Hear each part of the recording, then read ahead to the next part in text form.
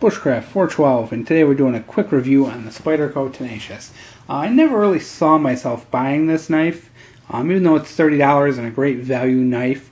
I have the Byrd Cara Cara, and I really love that knife, and I was satisfied with it, but of course, you know, that mentality pops out. Well, if you like the Byrd, you might like the Spyderco better. So I broke down and bought it at the last gun show. I think I paid like $32 for it.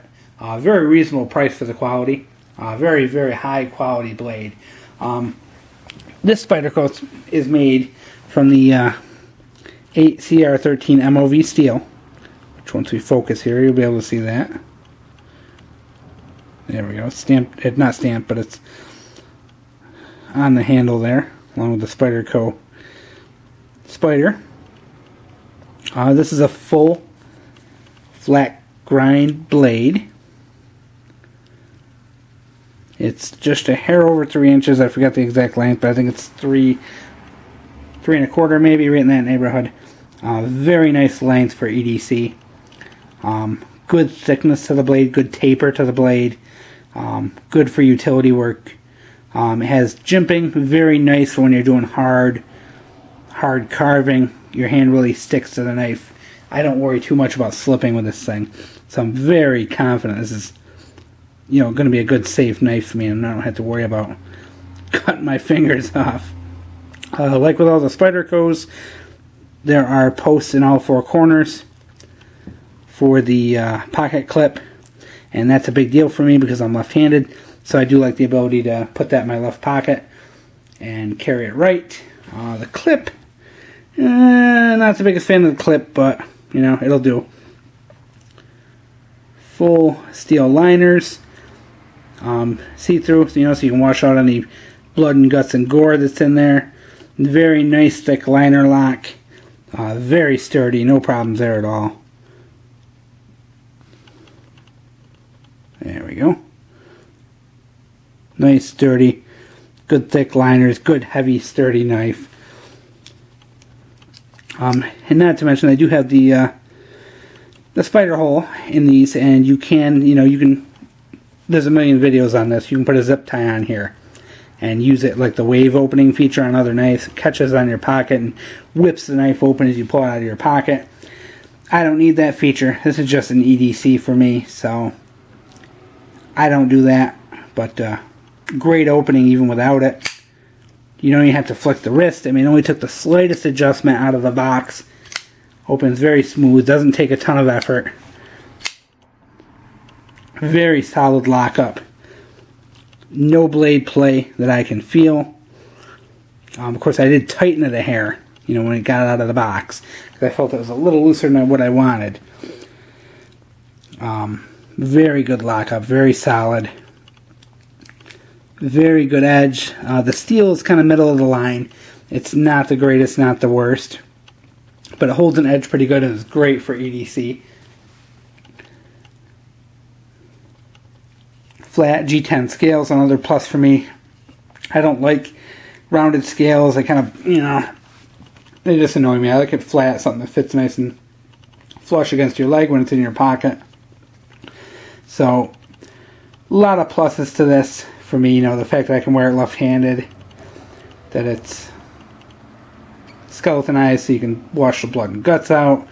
Nice flat scales, opens great. Great overall EDC knife. Definitely worth the $30 I paid for it.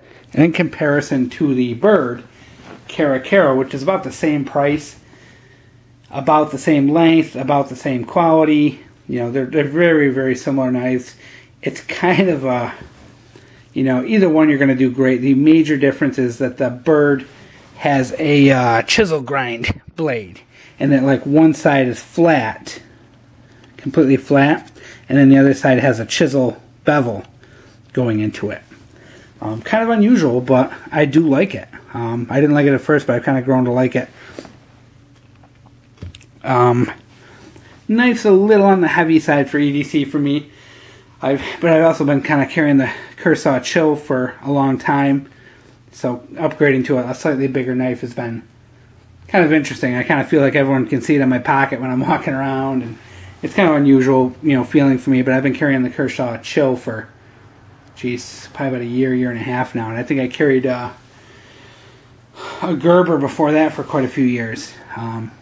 But this is going to be in the rotation. I think I'm going to start carrying this on a more regular basis. That and the Byrd, I think, are going to be my new main EDCs. And my big thing, I guess I got to get in my dig here at Spyderco. Spyderco's a lot of hype, but I do like them as a company because they do offer a wide range of product. They do have the very high-end, you know, great steel blades, and then they also do carry knives like this, the Tenacious here, which is more of a value blade with the 8 CR13 MOV steel. You know, so you can get a Spyderco for $30. You can get a Spyderco for $300. They're all very good quality. You know, but I mean, right now there is that big hype. Spyderco are probably the most reviewed knives on YouTube. People are crazy for them right now.